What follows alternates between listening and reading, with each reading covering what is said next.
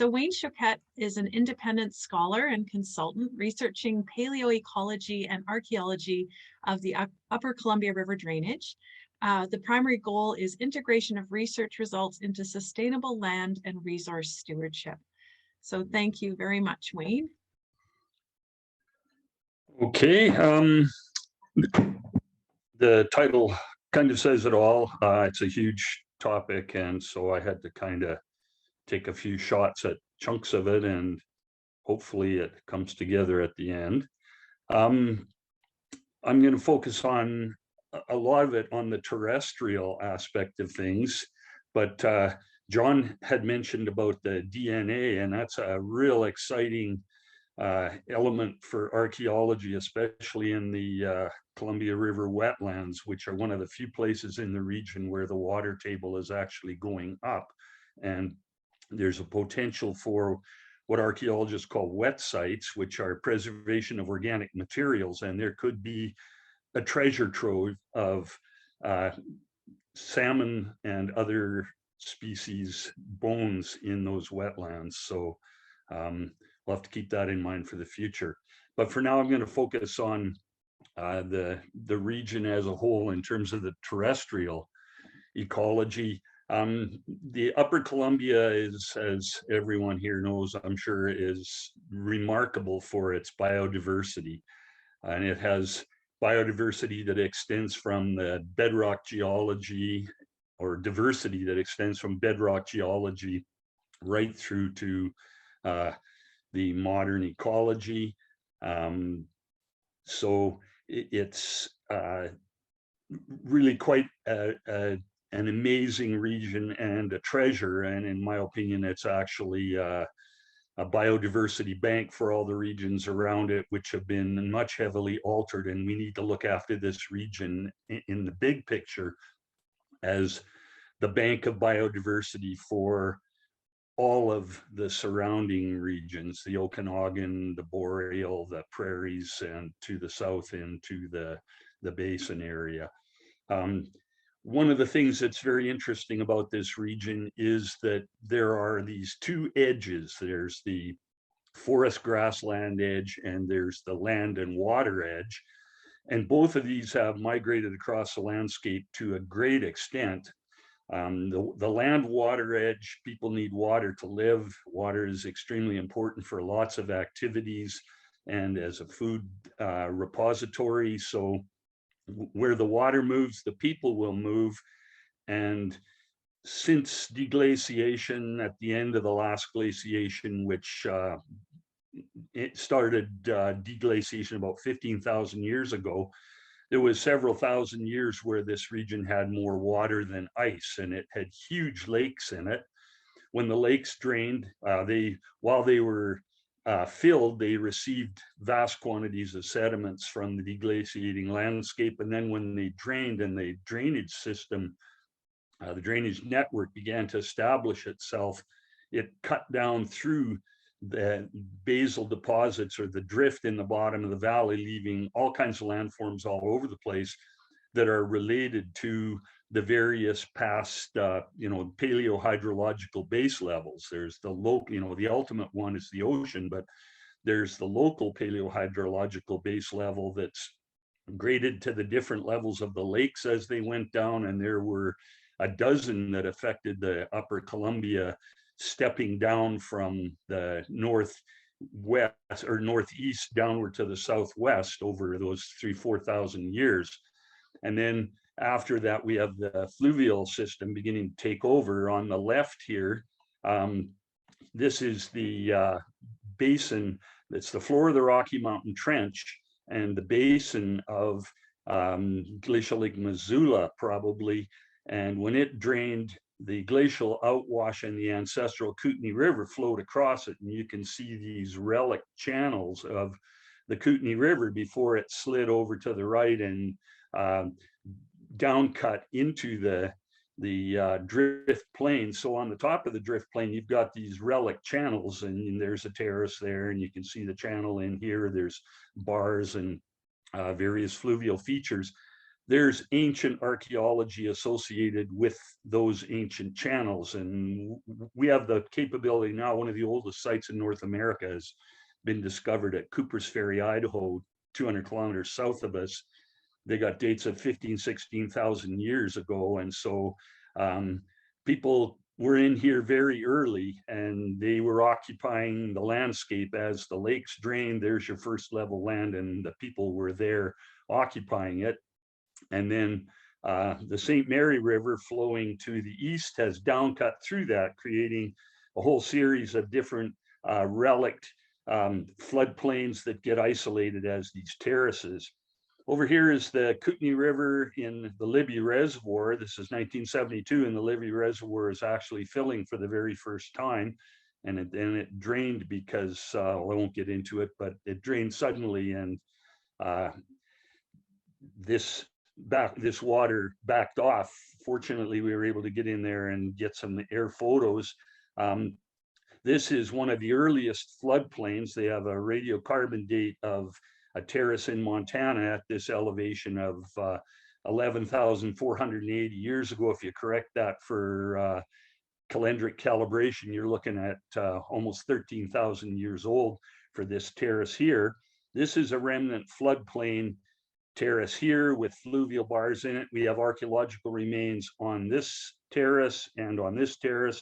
There's another little terrace down there. And you can see how as the water level goes down, the people are following the water level down. And we've got another site here. And this is the second bottom of the Kootenai River, modern agricultural, before the Libby Reservoir flooded it. And there's the Libby Reservoir. Over on this side, what we have is the Kettle Lake, which is a very common setting both in the hydrology of the Rocky Mountain Trench, where blocks of ice that were in the drift melted and left these depressions that held water after the ice melted away. But as the water table dropped down, they leave terraces. And over here behind, well, to the right of the buildings that you see on the most recent shoreline, you can see a little remnant of Island Pond. And then there's another terrace there, and then this higher terrace, each one representing earlier water levels of the lake. And the archaeological sites are associated typically with the second terrace and then the terrace up above that. Besides the landforms, I pay a whole lot of attention also to the sediments, because the soils and the sediments, by sediments, I'm talking about the post-glacial fine sediment cap. So you have glacial lake silts and glacial till underlying the bottoms of most of these valleys. And then over top of them, you've got 12,000 years worth of sediment cap. And it's in that sediment cap that the archaeology sits. So for example, in here, you've got horizontal, very well sorted sediments, which were deposited within water, not likely to have had people living in them. And so these are the substrate. And then there's an erosional unconformity, and when the water level dropped, this eroded and it got reworked into a fairly massive deposit of windborne sediment, or loess. So this is very fine sediment sorted by the wind. And then there's a chunk of fire broken rock from human activity that is decidedly out of place. So that's something to look for in your I'll talk about this quite a bit more detail later, but when you're doing your assessments, I want you to be looking out for these cultural deposits so they don't get disturbed. And one of the ways is you got to account for something like that. The wind didn't deposit it there. Moving over to this side here, this is the Kootenai River in Montana, in the not built Libby Re-Reg Reservoir, which we did quite a lot of archaeology in. This gives you a really good illustration of why I consider the post-glacial fine sediment cap to be the container of the archaeological evidence, and why we really have to look after that sediment cap, because the intact evidence is where you get your archaeological information. And the more it's disturbed, the less context, the less relationships amongst the objects, and therefore the less value. And you can see that this is almost an ideal circumstance for an archaeologist to work in, where you've got a layer cake sequence with layers of sterile sediments between the various components, and those components can be excavated separately. They're not interfering with each other. You get fabulous archaeological remains. We've got bone beds and features with fire broken rock in this lower level. And these dark layers are temporary stable surfaces on the floodplain of the river in this alluvial overbank terrace. And soil development occurs. They're not really heavily developed soils, but soil development has occurred, and the sediment has then accumulated over top on these temporary weathering surfaces indicated by the soils. You've got archaeological remains from people having camped there, and then the most stable surface at the last 500 years here. Usually, though, we don't get that kind of depositional sediment separation. Now, one other aspect of the ecology of the region that is an edge that's very significant is the forest grassland edge. In particular, the grasslands, which provide a lot of the ungulate range. And here are some examples of the forest grassland edge in the Rocky Mountain Trench. Of course, we're all familiar with because we're not allowing fires to burn anymore, the forests are encroaching and the ungulate range is decreasing. This has fluctuated over the last 12,000 years or so as well. The climate warmed up from deglaciation to a peak around 9,000 years ago, the altithermal or hypsothermal, when this habitat, the Douglas fir savanna, was very widespread throughout the Upper Columbia. And then the last 6,000 years have been the neoglacial of cooler and wetter conditions, where you've had episodes of forest encroachment and various frequencies of forest fires to open up. Down here in the Elk Valley, we have a different circumstance where in the last 2,500 years, more continental conditions got drier. The bison moved in on these gravelly terraces that emerged as the water levels dropped. And then when the bison were extirpated during the Little Ice Age, the forest began to encroach, in particular the aspens, because there wasn't any more bison to maintain the grassland cover. So the forests began encroaching. Here in the southern Purcell Mountains, we have an interesting situation where we've got high elevation grasslands that are from thermal inversions of high pressure, and also on the south face of these mountains, you've got these parks. And again, warmer climate, these tiles of the grassland mosaic would expand at the expense of forest, and vice versa during cool, wet periods. And then here in the high rock range of the Rocky Mountains, this is near the headwaters of Ewan Creek.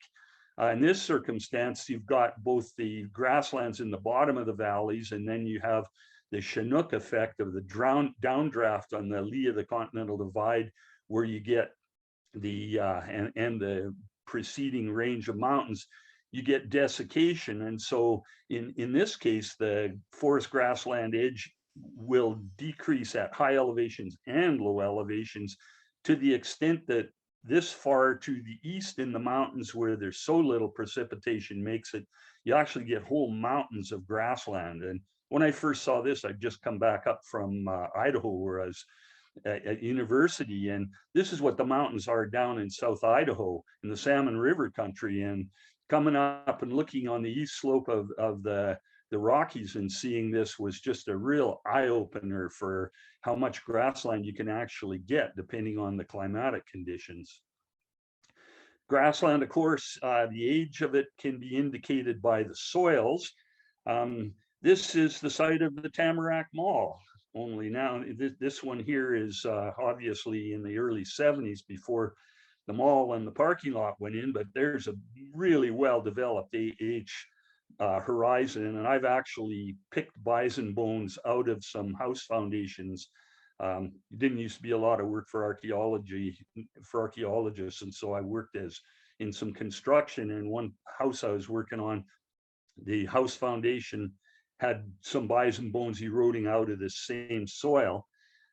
Here we've got an interesting soil in Top of the World Park in the high elevations, where all drainage of the lakes created huge amount of sediment that deposited in a blanket over the southern Rockies. And then when the neoglacial came, there snow covered it up, and there wasn't too much snow, and not enough time for the vegetation to be able to survive. The vegetation, a lot of it declined, and there wasn't anything to hold the soil, so the soil mostly blew away. And here's this teeny little island of early Holocene soil, and that, of course, would be an archaeological treasure trove and a very rare occurrence.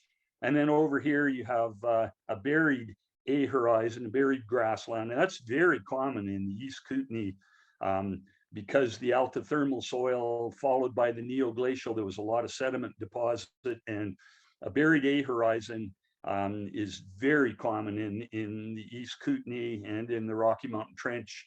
And again, it tends to have a lot of archaeology associated with it that is related to that period of high ungulate capability. Okay, so we'll move into some of the evidence of archaeological remains that you need to keep your eyes out for. And it goes from stuff that's laying on the surface. Either it's, in this case, it's there just hasn't been any deposition since this site was occupied, so it's very close to the surface. This is an extremely fragile type of a setting, and you don't really want to do anything. So if you're doing an ecological restoration, you don't want to be dragging trees across the surface or running vehicles across or anything like that. Vehicles, of course, they do lots of erosion anyway, and this is a road where a previously buried hearth got exposed by deflation following devegetation and erosion from vehicle traffic. And I just took a whisk broom. This was 1971. Took a whisk broom and cleaned it off for the photograph. I wouldn't do that now. Try to leave it in place, and probably I'd try to get somebody to cover that up with gravel, but things have improved a teeny little bit. I think that it's possible to do that in some cases. Over here we have a deflational setting where the larger pieces aren't carried away by the wind. We've got burned bone fragments and some little flakes exposed on a surface where the rest of the sediment is blown away.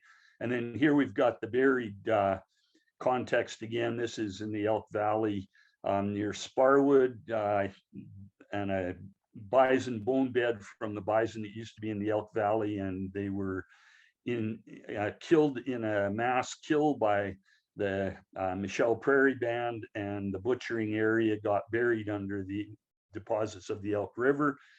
This is 1973. In 1976, I came back and there was a house built on this, and I don't think this exists anymore, which is just a heartbreak, but there you go. We got a little of it left, and we really got to look after it.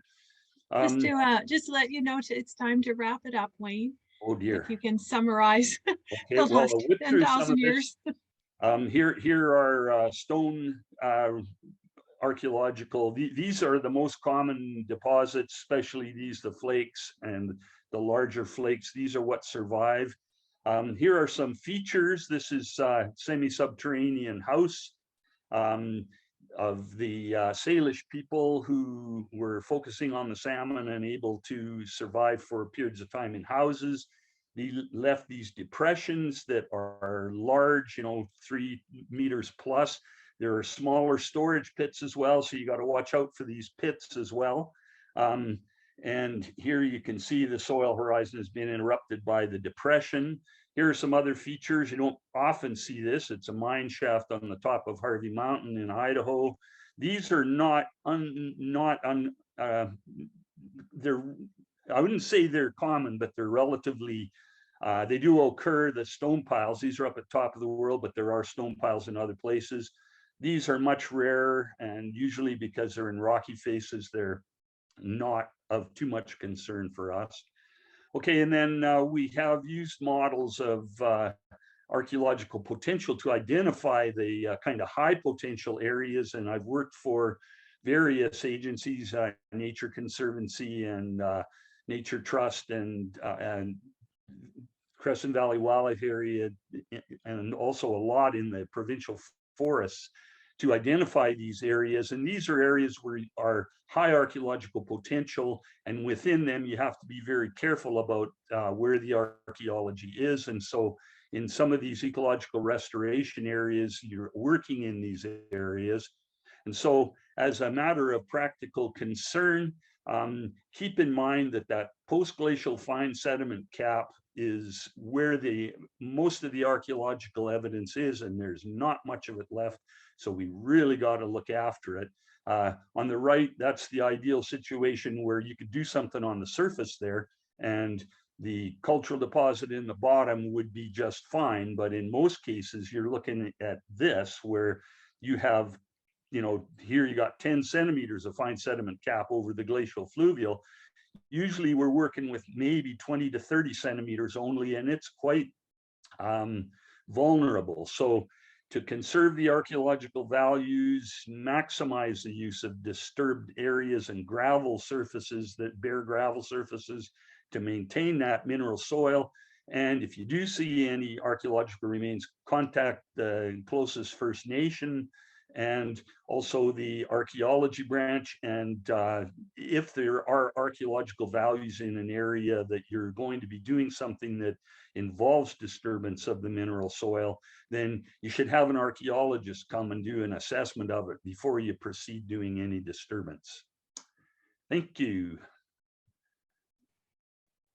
Thank you so much, Wayne. It's really interesting to have that perspective of the past.